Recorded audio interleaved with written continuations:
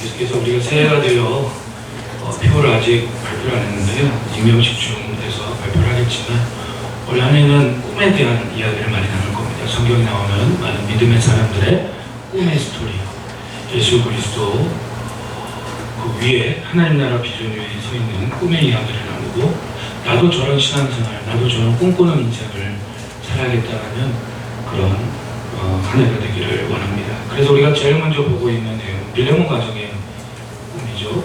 우리가 첫 번째로 봤던 내용은 부욕해 하는 가정을 꿈꾸다, 두 번째 시간에는 화평케 하는 가정을 꿈꾸다, 그리고 오늘은 세 번째 마지막 시간으로 동역하는 가정을 꿈꾸다, 동역하는 가정을 꿈꾸다라는 제목으로 함께하는 말씀 우리가 보기를 원합니다. 여러분, 동역이 무엇입니까? 동역이란 함께 일하다라는 겁니다. 함께 일하다. 여러분, 우리가 신앙생활을 하면서 중요한 걸 놓칠 때가 있어요. 조금 웃긴 표현으로 멋이 중한디라는 표현이 있는 것처럼, 내가 성도인데, 내가 집사인데, 권사인데, 장로인데, 목사인데, 팀장인데, 사모인데, 교사인데, 내가 신앙생활한 지 몇 년 됐는데 중요하죠. 여러분, 그보다 더 중요한 게 있습니다. 그건 뭐냐면 나는 동역하는 일꾼인가라는 거예요.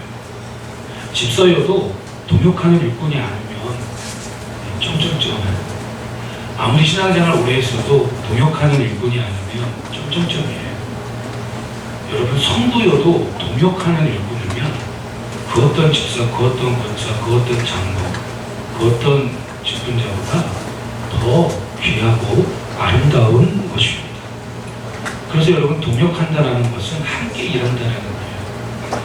우리는 어떻게 함께 일하며 어떻게 함께 동역할 수 있습니까? 가장 중요한 예수 그리스도 안에서, 예수 그리스도를 신앙으로 고백하는 그 믿음 위에서, 주님께서 이루고자 하셨던 그 하나님 나라 비전 안에서, 그리고 그 하나님 나라 비전이 이 땅에 실현되도록 함께 꿈을 꾸며 일하고, 함께 사명을 따라 함께 영혼을 구원하고, 함께 교회를 세우며, 함께 끝까지 예수 그리스도를 바라보며 나아가는 것입니다.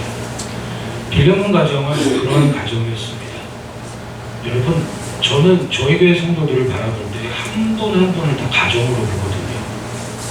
꼭 가족 전체가 다 와야지 가정이 아니라 한 분 한 분, 꼬마아이가 나오더라도 그 아이를 한 가족으로 봐요. 그렇게 믿고 그렇게 축복하고 세분마다. 여러분, 빌레몬 가정은 동역하는 가정이었습니다. 그래서 당시에 서신서를 보면 골로새서가 나오는데, 골로새 교회 성도들이 빌레몬 가정으로 모여서 예배드리고 또 그곳에서 함께 교제하는 빌레몬 가정이 골로새 교회로 사용이 된 거죠. 그 시대에는 건물 세우고 간판 올리고 뭐 이렇게 교회를 시작하면 다 붙잡혀가서 죽으니까 이런 식으로 교회가 모였습니다. 오늘 우리도 이 안에 신앙생활을 하면서 여러분, 잊지 마세요. 옛날 초대교회 시대나 과거나 지금이나 앞으로나 주님 믿으면 우리의 삶 속에 하나님 나라가 시작이 되지만, 예수 그리스도께서 재림하시기 전까지 이 세상은 단 한 번도 완벽하게 정의가 이루어지고, 단 한 번도 완벽하게 인권이 이루어지고, 단 한 번도 완벽하게 소통이 이루어지고, 단 한 번도 완벽하게 공정하고 투명이 이루어지는 적은 없습니다. 그것 때문에 여러분, 너무 분노하지 마시고 너무 아파하지 마시고, 그렇다고 해서 아예 무시하고 모른 체하고 세상을 떠나 살아갈 수도 없지만, 중요한 건 뭐냐? 성경이 이야기하는 마땅한 그리스도인으로서의 우리가 해야 할 것, 우리가 걸어가야 할 길, 우리가 바라봐야 될 삶을 뚜벅뚜벅 걸어 나가기를 여러분, 주님의 이름으로 축복합니다. 아멘. 세상이 혼란스럽다 보니까 많은 교회와 목회자와 성도들도 혼란스러워요. 그러다 보니까 우리가 해야 할 게 뭔지를 놓쳐요. 우리가 할 것 하면, 진리를 진리로 붙잡고 살아가면 안 될 것 같은데 되고, 살아갈 길을 열어주시고, 교회도 뭐 성장이 안 된다는데 성장이 되고, 우리의 가정과 일터도 그렇게 살아가도록 하나님께서 반드시 인도하시고 책임져 주시고 붙들어 주십니다.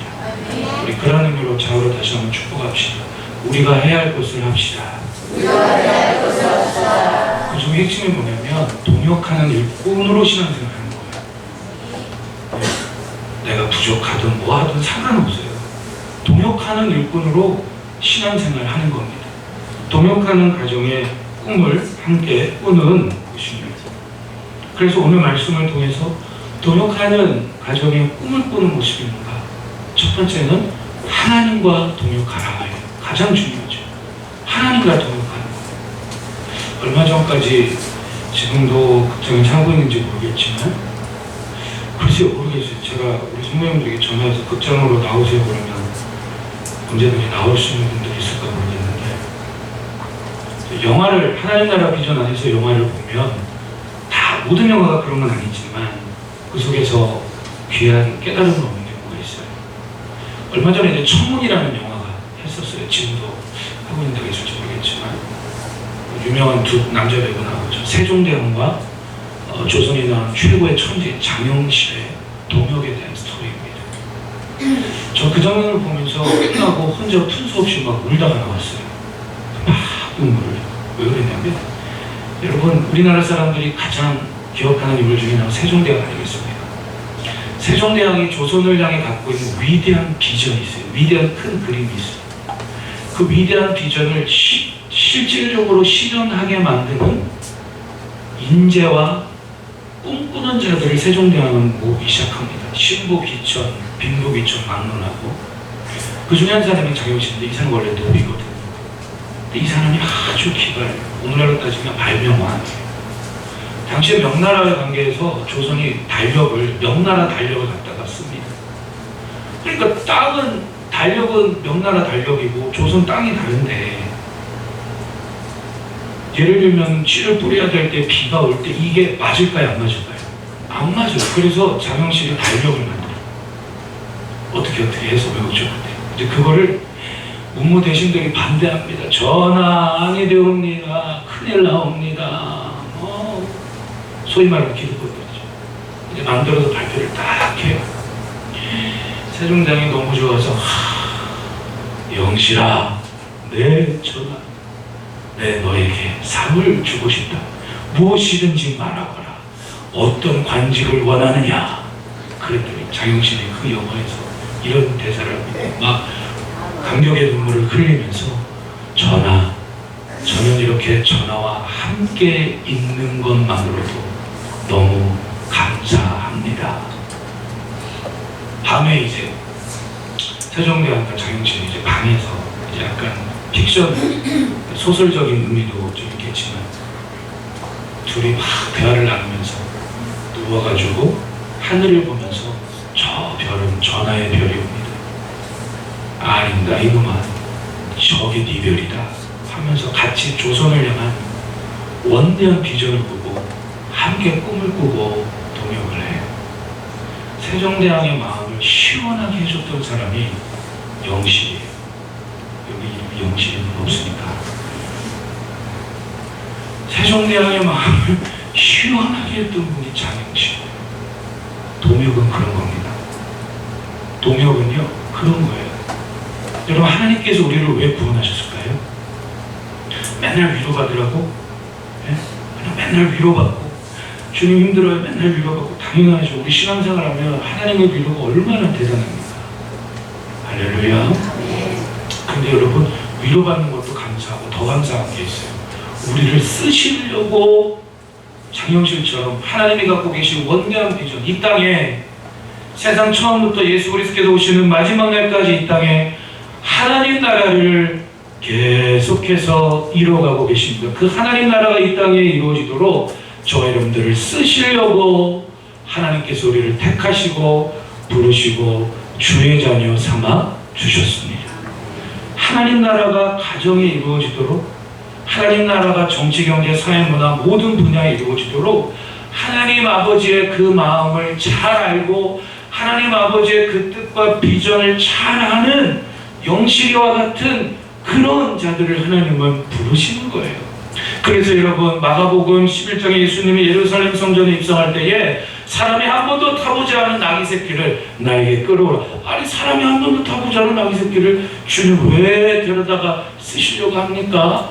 토달지 말고 사람들이 물어보면 이렇게 얘기해요. 주가 쓰시겠다. 하나님 저는 배운 것도 없고요, 실력도 없고요, 하나님 저는 돈이 많고요, 잘 배웠고요, 하나님 저는 뭐 여러 가지. 토달지 말고 내가 너를 예수 믿게 하고 교회로 부르고 위로하고 나의 자녀로 부른 건 우리 함께 믿음으로 고백합시다.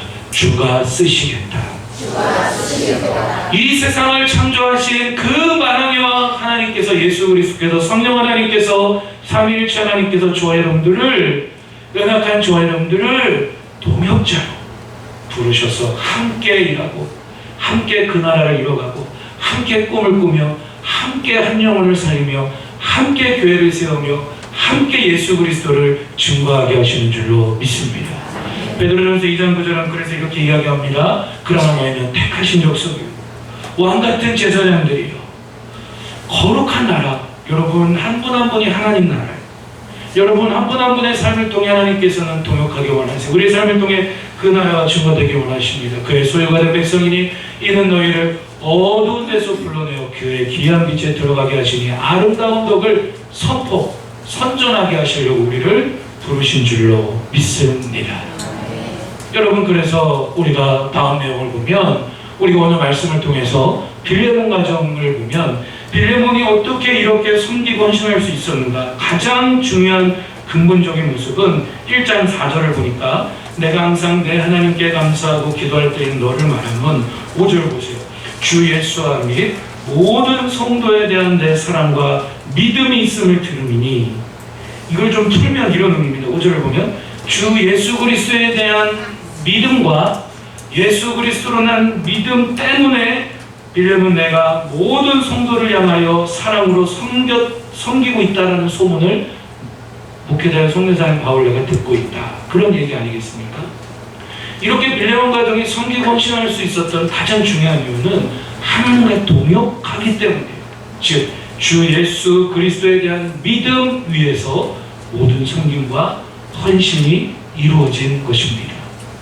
하나님 나라 비전이 이 땅에 이루어지도록 그 시대 속에서 빌레몬은 하나님과 함께 꿈꾸며 그 가정을 오픈하여 교회로 사용했으며, 하나님께서 허락하신 물질을 통해 부욕케 하신 은혜를 따라 섬기고 나누고 베풀고 주며 영혼을 살렸으며, 자신의 금품을 훔쳐서 도망친 노예죠. 오네시모를 그리스도의 사랑 안에서 용서하고 용납하며 화평을 이루는 그런 모습으로 섬긴 줄로 믿습니다. 그래서 우리가 하나님과 동역하는 것이 먼저겠죠. 우리가 왜 섬기며, 우리가 왜 헌신하며, 우리가 왜 함께 교회를 이루어갑니까? 그 이유는 첫 번째는 하나님과 동역하는, 즉 예수 그리스도에 대한 믿음이 있기 때문입니다. 그래서 이렇게 우리가 하나님과 동역할 때에 가장 중요한 우리의 모습은 은혜로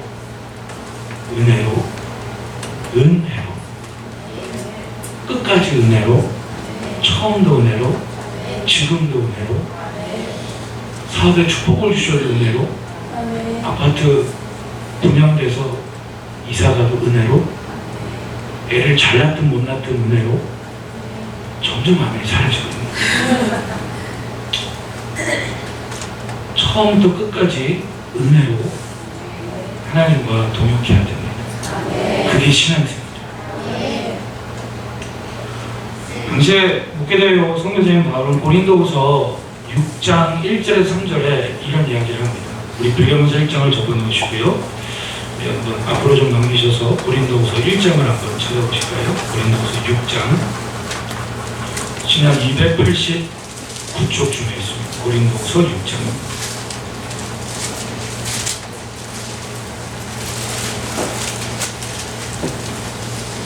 고린도후서 6장 신약 289쪽 중에 있습니다. 고린도후서 6장 1절입니다. 제가 한번 읽겠습니다.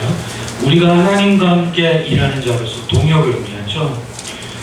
우리 모두는 목회자뿐만 아니라, 즉 어떤 직분을 갖고 섬기는 성도뿐만 아니라 우리 모두는 성도로서, 그리스도인으로서, 하나님 자녀로서 우리 모두는 하나님과 함께 일하는 동역을 이루고 있다. 하나님과 함께 일하는 자로서 너희를 권하노니, 그 다음이 중요해요. 하나님의 은혜를 헛되이 받지 말라. 하나님의 은혜를 헛되게 하지 말라. 처음부터 끝까지 은혜로 섬기지 않으면 동역이 이루어지지 않는다. 2절을 보시면 고린도후서 6장 2절에 이르시되 내가 은혜 베풀 때 너에게 두고 구원의 날에 너를 도왔다 하셨으니 보라 지금은 은혜 받을 만한 때요 보라 지금은 구원의 날이로다. 3절 함께 찾으신 분들 함께 읽어봅니다. 시작. 우리가 이 직분이 비방을 받지 않게 하려고 무엇이든지 아무에게도 거리끼지 않게 하고. 아멘. 3절 보세요. 하나님의 은혜를 헛되이 받지 말라. 처음부터 끝까지 은혜로. 여러분, 하나님의 은혜는 위대한데요. 우리 말씀을 통해 은혜 받고 예배 드리고 은혜 받습니다. 은혜를 받으면 은혜가 임하면 은혜는 위대한 능력이 있습니다. 할 수 없는 걸 하게 하고요. 꿈꿀 수 없는 걸 꿈꾸게 하고요. 도저히 내 현실 속에서 바라볼 수 없는 걸 바라보게 하고요. 하나님 은혜가 충만하면 감당할 수 없는 걸 또 감당하게 하는 놀라운 것이 바로 여러분 은혜입니다. 생각해보세요. 나처럼 약하고 부족한 자가 어떻게 천지를 창조하신 하나님과 동역하며 살아갈 수 있습니까? 오직 은혜입니다. 그래서 하나님의 은혜를 헛되이 받지 말라. 그 하나님의 은혜를 헛되이 하지 않고 헛되이 받지 않게 한다는 건 뭐냐면 6장 3절에 나왔듯이 직분이 비난받지 않게 하는 삶, 직분이 비방을 받지 않게 하는 삶. 천문 영화에서 제가 정말 눈물 쏟았던 이유가 뭐냐면 막판에 그 기득권을 장악하고 있는 그 신하들이 딜을 해요. 세종대왕과 눈치를 채요. 장영실을 통해 몇 가지 발명하는 게 목표가 아니라 세종대왕의 그 비전 자체가 글자를 만들려고 한다는 것을 이들이 눈치를 채요. 그래서 사대주의 사상 때문에 이들은 이것을 막습니다. 그러면서 결국 어떻게 하느냐, 영실이를 버리던가 한글을 버리던가 뭐 여러 가지 내용을 정리하면 여러 가지 이제 사건이 일어나는데 장영실이 한 게 아닌데 본인 스스로가 했다고 하고 2명을 뒤집어 쓰고 사형을 당합니다. 왜요? 직분이 뭐 받지 않게 하려고요? 비방받지 않게 하려고. 첫 번째, 누구의 이름이요? 세종대왕의 이름이 자기 때문에 세종대왕의 그 순수한 비전과 순수한 열정이 모욕을 당하고 업신여김 당하고 오해받는 거 견딜 수가 없어요. 그래서 스스로 2명을 뒤집어 죽어요. 영실아, 네가 이 짓을 했느냐? 솔직히 말해라. 세종대왕을 살리고 싶어서 다 쳐다보고 있는데 네가 진정 이 일을 했느냐? 제가 했습니다. 왕이 싫어졌습니다. 막 그러거든요. 세종대왕 이름에 먹칠하지 않고 직분에 비방받지 않게 하고. 오늘 우리도 보세요. 이 땅을 보세요. 처음엔 은혜로 시작했던 신앙생활, 처음엔 은혜로 시작했던 교회들, 세례받고 임명받을 때 은혜로 시작했던 여러 중직들, 목회자들, 그 은혜를 잃어버리는 거예요. 직분을 비방받지 않게 하는 삶이 하나님의 은혜를 헛되이 여기지 않는 삶입니다. 신앙생활은 하나님과 동역하는 삶입니다. 여러분, 나는 은혜 받고 있어, 은혜가 충만해. 그게 뭐라고요? 직분이 비난받지 않게 하는 삶을 살아가는 거예요. 그래서 나를 부르시고 구원하신, 나와 늘 동역하길 원하시는 위대한 만왕왕이신 하나님의 이름이, 예수 그리스도의 이름, 성령님의 이름이, 이 땅의 교회 이름이 오해를 사고 억지를 당하고 업신여김을 당하는 것을 즐거워하는 게 아니라 너무 마음 아파하는 거예요. 그리고 하나님께서 나에게 허락하신 직분이 있어요. 성도의 이름이 나 때문에 요거도 먹는 걸 견딜 수 없는 거예요. 집사로 섬기는데 뭐도 내가 집사인데 요즘 집사들 다 그래.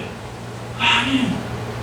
집사의 이름이, 권사의 이름이, 장로의 이름이, 전 목회자의 이름이 비난받는 것을 견딜 수 없으니까. 그게 끝까지 하나님을 동역하는 신앙생활을 승리케 하는 가장 중요한 상식이며 믿음입니다. 오늘날 여러분 세상이 혼란스럽다 보니까 목회자들도 참 많이 어렵다고 해요. 성도는 더 어렵다고 해요. 그런데 여러분 기억하세요. 그래도 하나님 말씀 나온 대로 좌로나 우로나 치우치지 않고 진리로 믿었으니 진리로 붙잡고 살아가는 목회자, 그 목회자 함께 동역하는 성도, 그 교회는 반드시 하나님께서 함께 동역하며 함께 일하시며 함께 붙들어 주십니다. 고린도전서 6장 10절에 바울은 이렇게 이야기해요. 네, 잘못 기록했어요. 고린도전서 6장 10절 찾아봅시다. 앞으로 넘겨서.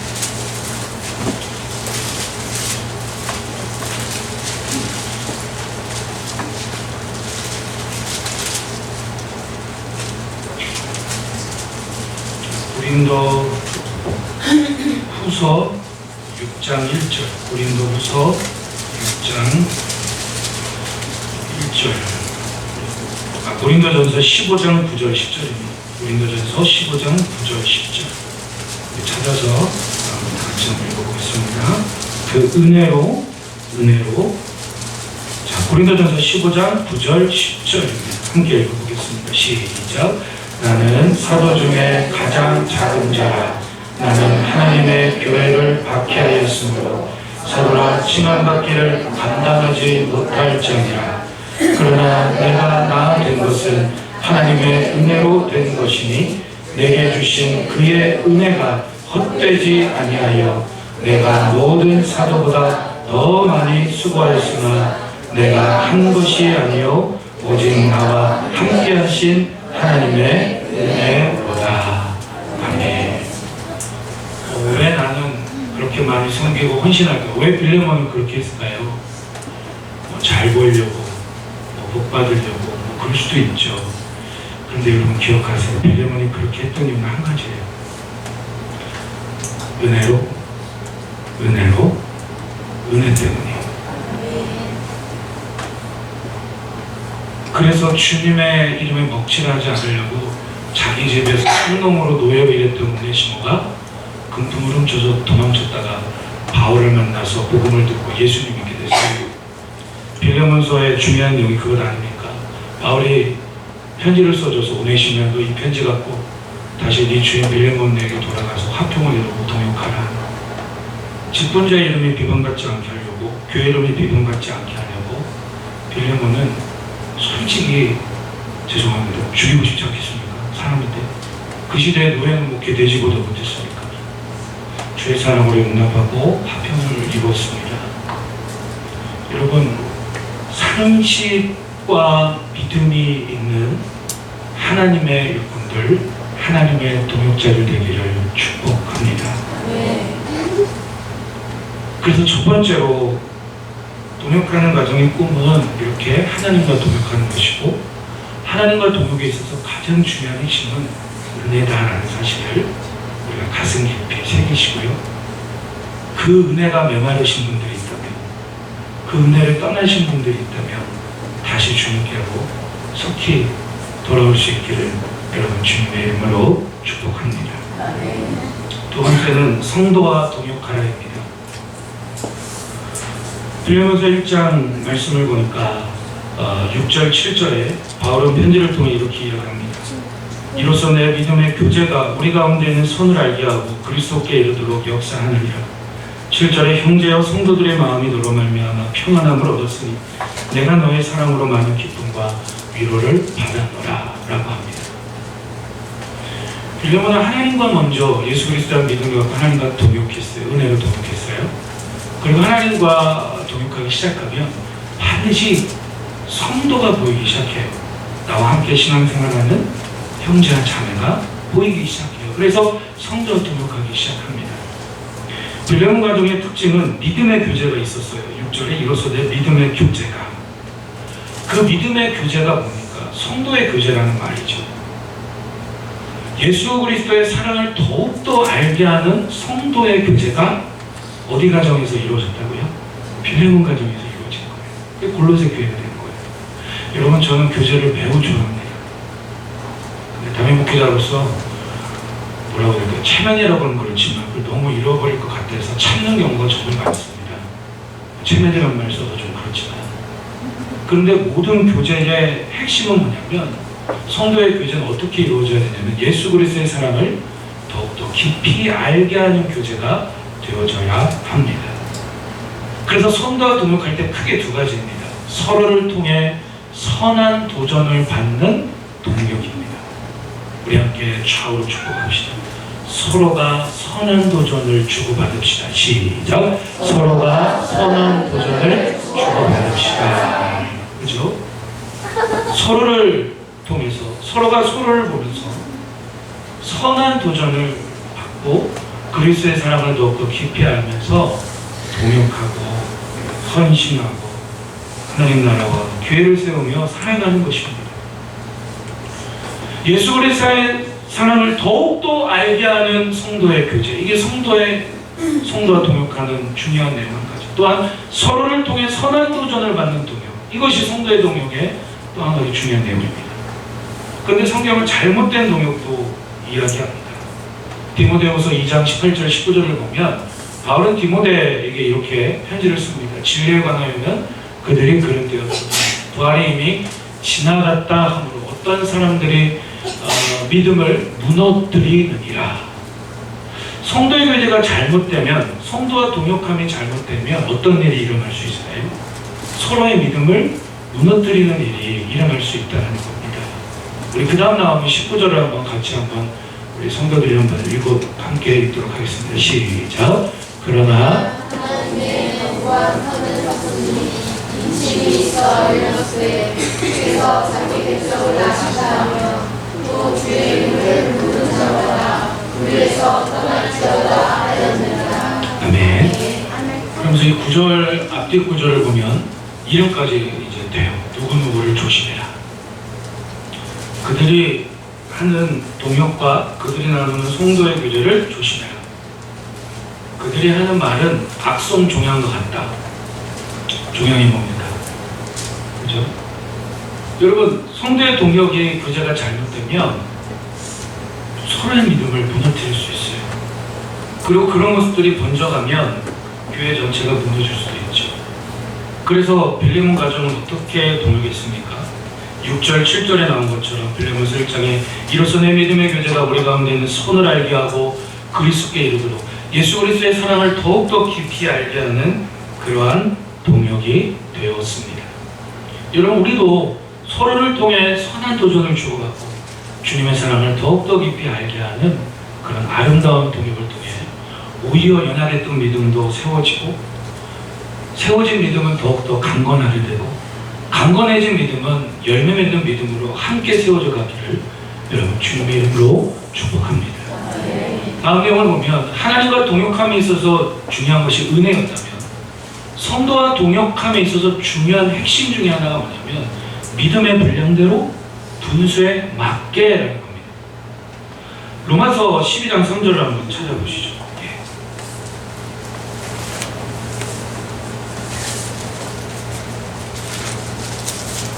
신약 255쪽입니다. 로마서 12장 3절입니다.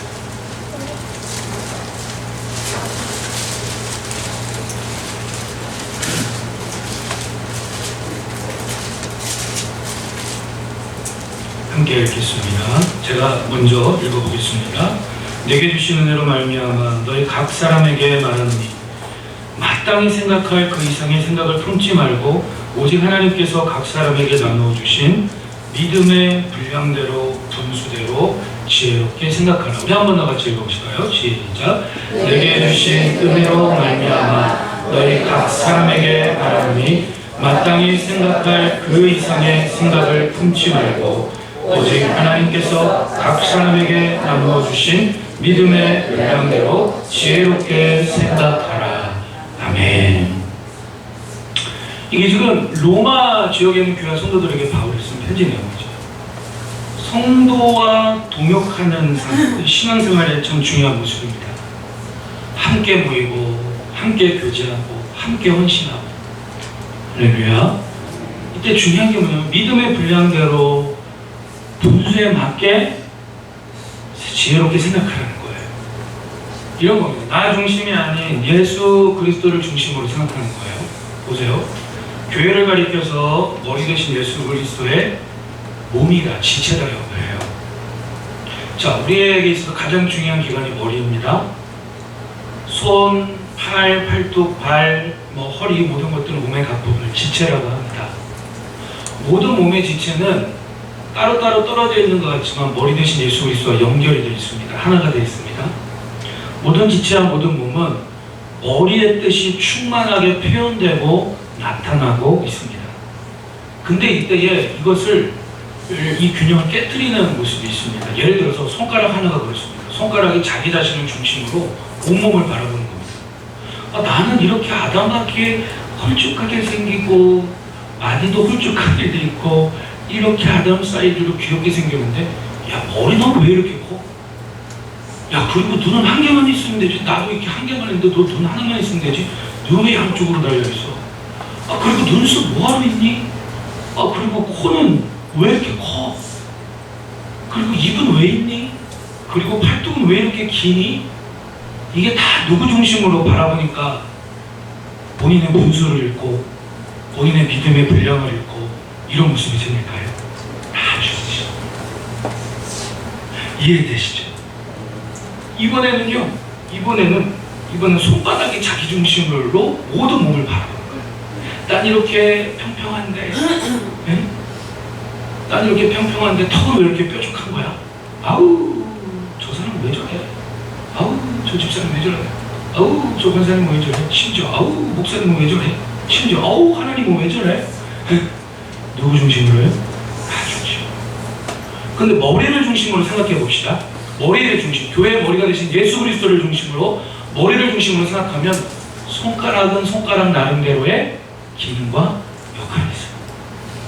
손바닥은 손바닥 나름대로의 모양이 손바닥 모양은 손가락과 다르지만 손바닥은 손바닥 나름대로의 역할과 쓰임새와 기능이 있어요. 기분 좋으시죠? 네. 이해하시고 우리 아멘 하실까요? 아멘. 이걸 이해를 못하면요 트러블 메이커가 돼요. 교회에서 다 내 중심으로 바라보니까 나랑 다르지, 나랑 들리지, 나랑 안 맞죠. 아무튼 왜 보여?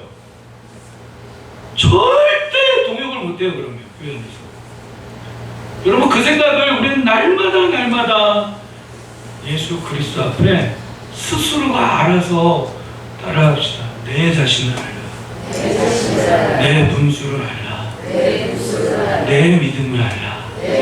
자, 제가 시작하면 손을 자신을 향해 축복합니다. 시작. 내 자신을 알라, 내 분수를 알라, 내 믿음을 알라. 할렐루야. 그 얘기예요. 빌레몬이 이렇게 성교 교제를 나누고 성과 동역을 이룰 수 있는 이유는, 믿음의 교제를 이룰 수 있는 이유는, 그래서 빌레몬서 1장 7절에서 빌레몬 가정을 통해 많은 성도들이 평안함을 얻을 뿐만 아니라 목회자의 성회자의 말도 기쁨을 얻을 수 있었던 이유가 뭡니까? 성도와 동역할 줄 알아요. 여러분, 신앙생활은 나 혼자 신앙생활을 할 수 없어요. 이렇게 보면요, 새벽 기도회도 있고 저녁 기도회도 있는데 저희 교회는 기도에 오시는 분들 보면 혼자 오는 분들 거의 없어요. 애를 데려오든지 누굴 데려오든지 함께 고백합시다. 기도 동지. 동지가 있어요. 좋은 의미로. 함께 기도하니까 할 수 있는 거예요. 함께 헌신하니까, 함께 예배하니까. 여러분, 내 자신을 알라는 거. 아까 로마서 12장 3절이 마땅히 생각할 그 이상의 생각을 품지 말고, 우리 각자가 손가락은 손가락 나름대로의 할 역할, 믿음의 분량, 분수, 기능이 있어요. 그럼 여기엔 집중하지 않고 자꾸 엉뚱한 바라보면서 감나라, 배나라 하고 있으면 성도의 동역이 이루어지지 않아요. 여러분, 머리 대신 예수 그리스도를 중심으로 바라보면요, 축복의 통로교회 안에 필요하지 않은 사람은 한 사람도 없어요. 목회자로서 성도들에게 다 말할 수 없는 일들이 너무 많거든요. 그거 다 이야기하면 안 될 이야기들이 너무 많아요. 근데 목회자로도 정말 잠을 못 자고 속상할 때가 언제냐면 정말 필요하다고 그렇게 얘기를 해도 성도님 정말 필요해요. 필요하니까 필요하다고 그러지 뭐 거짓말 하겠어요? 안 그래요? 여러분 우리 겉으로 드러나는 뭐 이런 것만 있는 게 아니라 우리 몸 안에 뭐가 있습니까? 오장육부 작은 세포 하나하나가 다 기능이 있고 역할이 있고 믿음의 분량이 있고 분수가 있고 각자의 역할이 있습니다. 그래서 필요하다고 나오라고 함께 동역 좀 하자고 하면요 누구만 바라보고 나오면 돼요? 예, 머리 대신 예수 그리스도만 바라보고 나오면 되는데 내 자신을 바라보기 시작하면 나를 중심으로 바라보기 시작하면 자꾸 엉뚱한 게 많이 들어오는 거예요. 여러분 서로를 향해 한번 축복합시다. 성도님은 꼭 필요한 사람입니다. 시작. 와동만 해도 교회가 몇 개 있는 줄 아세요? 와동 교동역에 이따 오픈식 때 회장 목사님 오셔서 축사하시겠지만 와동만 해도 교회가 400개가 있어요. 그러면 399개의 교회를 통과하고 중국의 통로교회로 왔다라는 건 대충 온 겁니까? 우연히 온 겁니까? 어쩌다가 온 겁니까? 그냥 왔다 스쳐 지나가는 관계요. 그런 겁니까? 그럼 성부동은 교회가 몇 개? 그럼 안산시의 교회가 몇 개?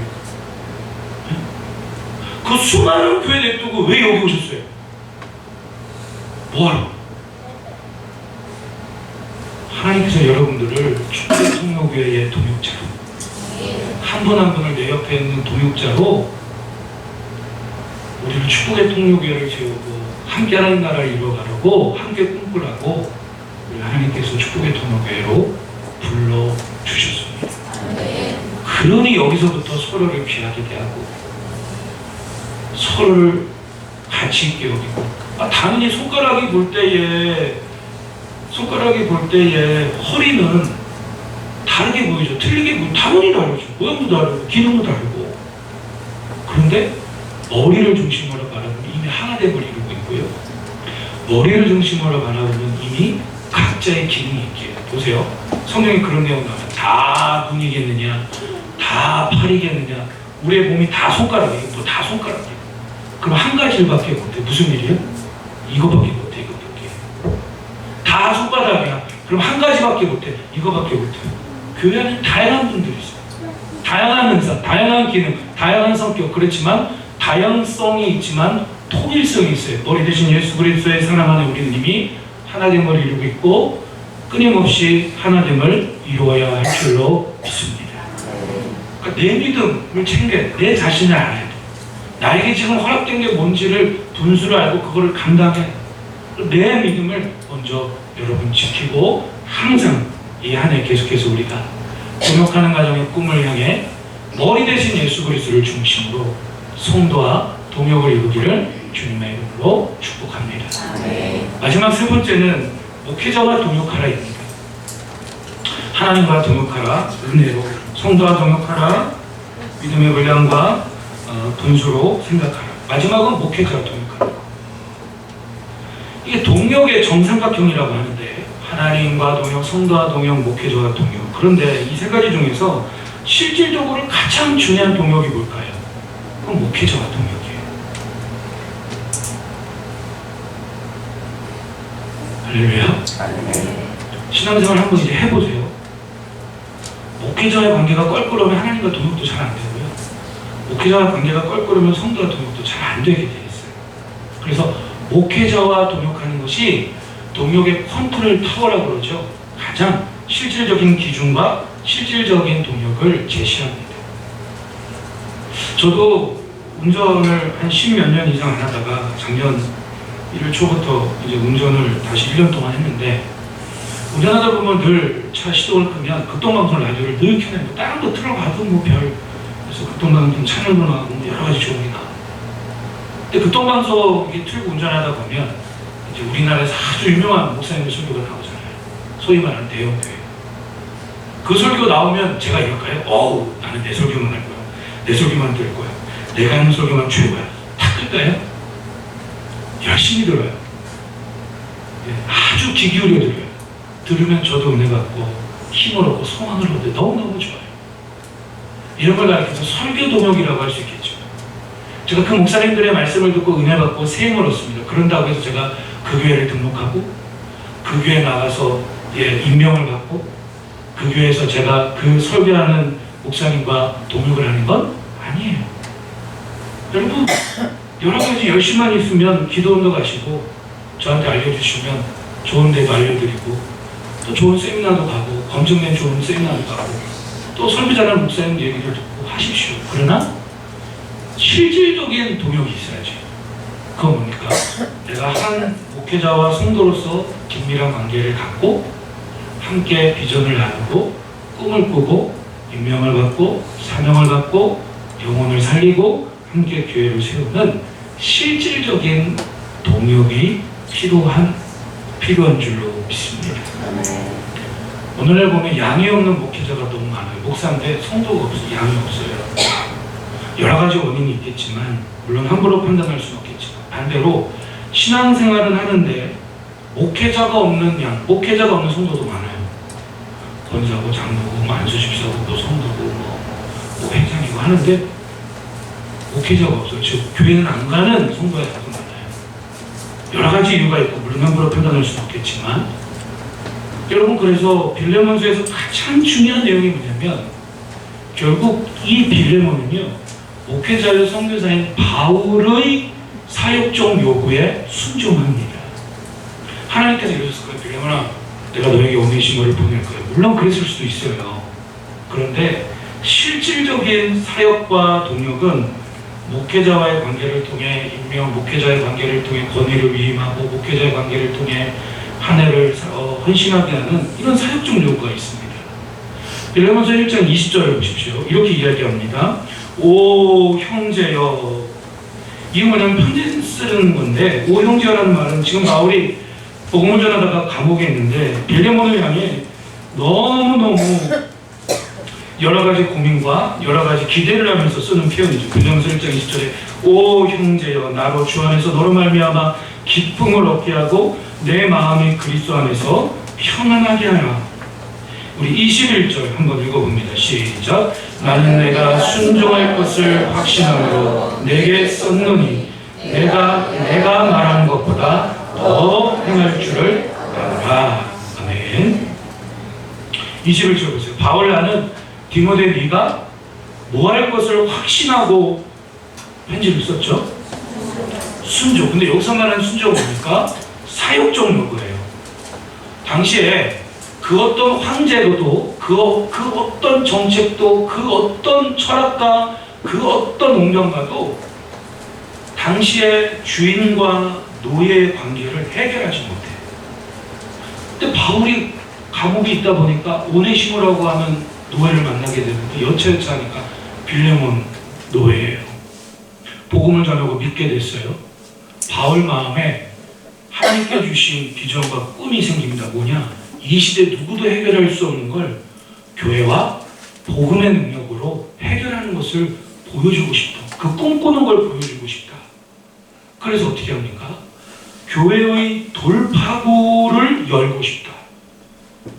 우리 함께 고백합시다. 교회의 돌파구. 왜냐하면 초대교회 성도들 안에 대다수 성도들의 직업은 노예였어요. 몇몇 성도들만 귀족 출신, 몇몇 성도들만 주인이고 다 노예예요. 그러니까 교회 안에 주인도 있고 노예도 있어. 이게 말이 쉽지. 쉽겠습니까? 함께 동역할 때 쉽겠어요? 그러니까 이게 해결이 돼야 돼. 실마리가 필요해요. 돌파구가 필요해요. 그래서 이걸 해결을 해야 그 시대의 교회가 더욱더 하나님 나라의 통치를 받고 나타내는 제자로 축복의 통로로 쓰임받을 수 있다라고 하는 목회적 감각을 갖고 바울은 확신했던 것 같아요. 그래서 이 힘든 사역을 어떻게 할 수 있을까? 어떻게 부탁할 수 있을까?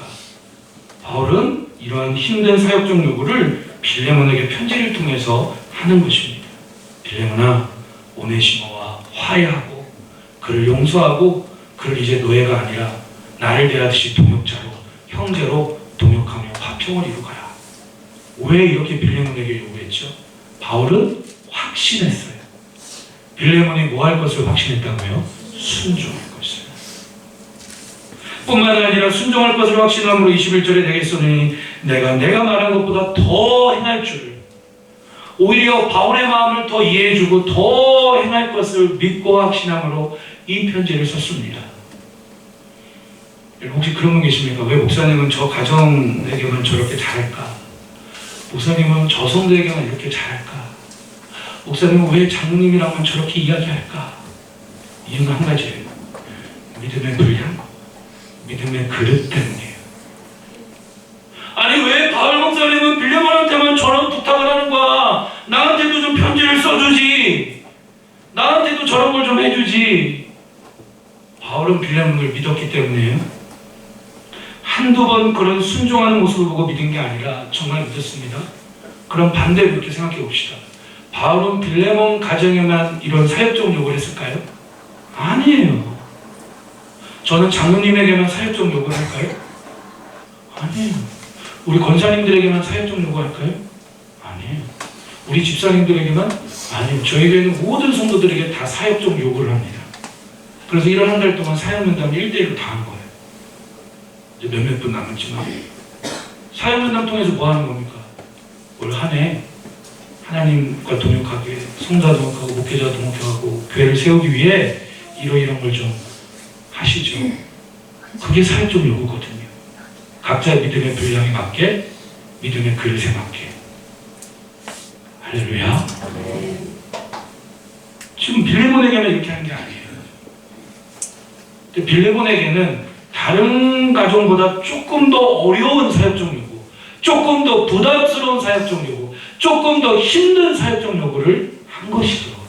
왜냐? 순종할 것을 확신했기 때문입니다. 마지막 내용을 보고 마칩니다. 목회자의 고민이 있습니다. 바울의 고민이 이렇게 있을 겁니다. 과연 빌레몬이? 원하고 바라고 기도합니다. 조용히 만들어주시고요. 집중해 봅시다. 바울이 감옥에서 이렇게 고민했을 거예요. 과연 빌레몬이?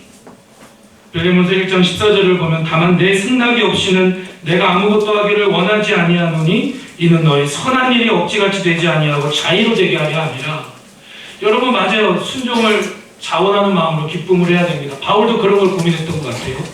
과연 빌레몬이 힘든 부담스러운 사역적 요구를 순종할까? 빌레몬아, 너의 승낙이 없이는 내가 억지로 너의 입을 맡기고 싶지 않단다. 억지로 하는 게 아니라 기쁨을 했으면 좋겠단다.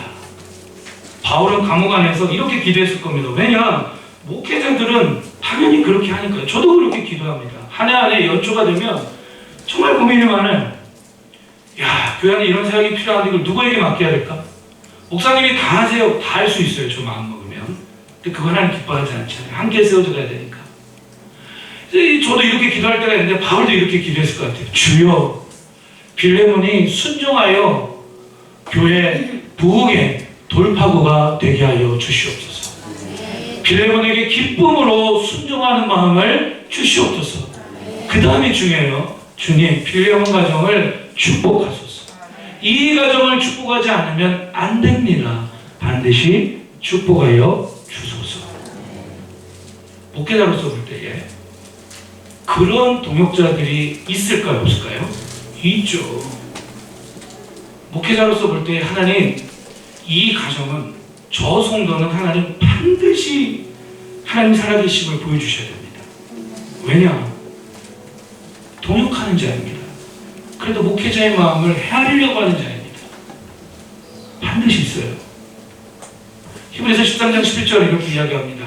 너희를 인도하는 자들에게 순종하고 복종하라. 그들은 너희 영혼을 위하여 경성하기를 자신들이 청산할 자인 것 같이 하느니라. 그들로 하여금 즐거움으로 이것을 하게 하고 근심을 하게 하지 말라. 그 다음 중요하죠. 그렇지 않으면 너희에게, 성도들에게 뭐가 없다고요? 유익이 없어요. 오늘 결론입니다. 어떤 동역자인가? 빌레몬서 1장 마지막 절에서 이렇게 끝납니다. 우리 주 예수 그리스도의 은혜가 너희 심령과 함께 있을지어다. 이렇게 편지가 끝나요. 즉 주님 주시는 은혜 안에서 이 한 해 함께 하나님과 성도와 목회자인 저와 더욱더 힘있게 동역하는 성도, 동역하는 가정의 꿈을 꾸기를 주님의 이름으로 축복합니다.